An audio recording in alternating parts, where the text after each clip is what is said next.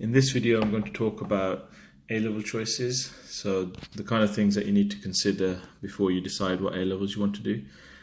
First of all, if you've got your GCSE results, it makes sense to choose your best GCSE subjects. Now I say that because a lot of the GCSE content, so especially at A star and A grade, is very similar to what you're going to be doing at the start of A level. So I mean, if you look at maths, you've got topics like algebraic fractions, surds. They'll be part of the start of the A level maths. So it just makes it easier for you to get started. And obviously in maths, a subject like maths, a lot of what you've learned in GCSE is required. So if you haven't got a good grade at GCSE in a subject, you can still do it at A level, but you're going to have to work a lot harder, which is going to make it more difficult for you to get a good grade.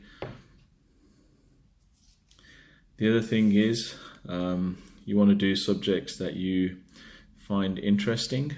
So I mean, if you're not interested in a subject, you're going to have to study it for 2 years, and it gets quite in you go into a lot of details. So if you don't find it interesting, no matter how good you are, it's going to be difficult to motivate yourself to work on that on a daily basis.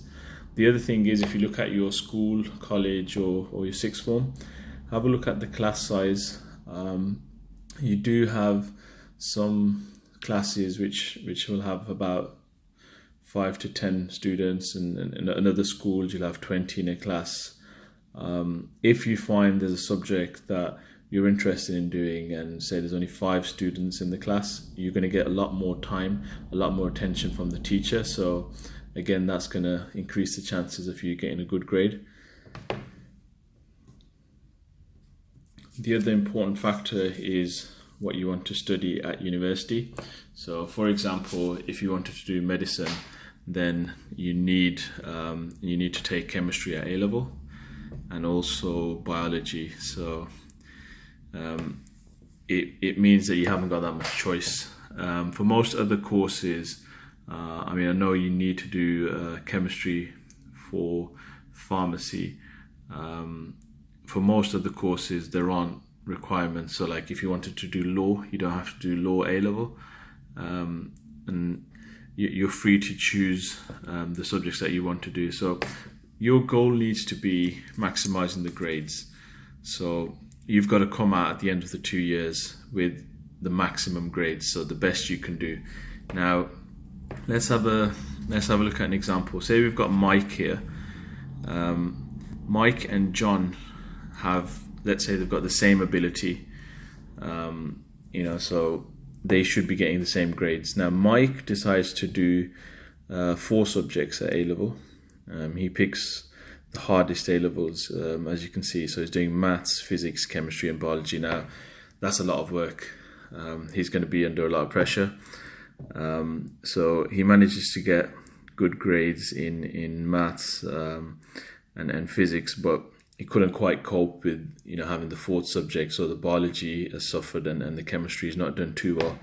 John is exactly the same ability wise, but John has chosen to focus just on 3 subjects. Now if you look, John's picked up an A in maths, he's got a B in chemistry and business, so he's done a lot better.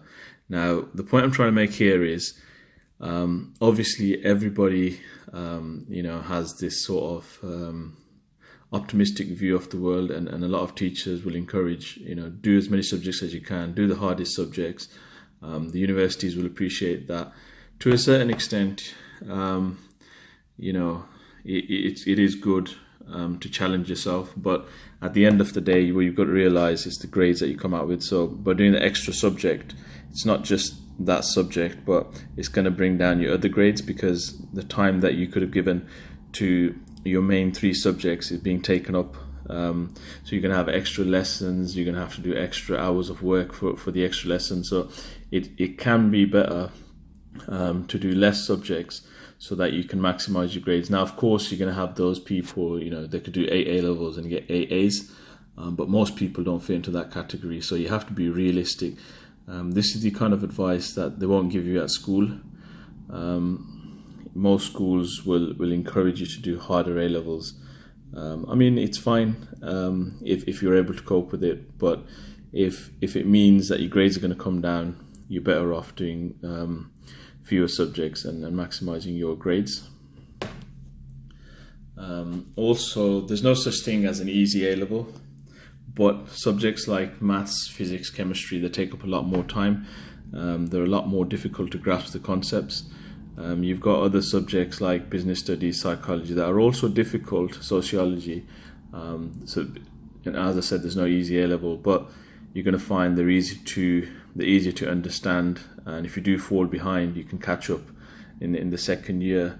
Whereas in something like maths, if you struggle with the first year, you're going to find it very difficult to cope with the second year. You might end up redoing the year. So what I would say is try to do fewer subjects. Now, some people will say the universities like to see further maths, an extra subject, but if your grades are going to be lower, then they're not going to prefer you over someone who may have done fewer subjects but got better grades. They've got to make it fair for everyone. So really they're looking at the top 3.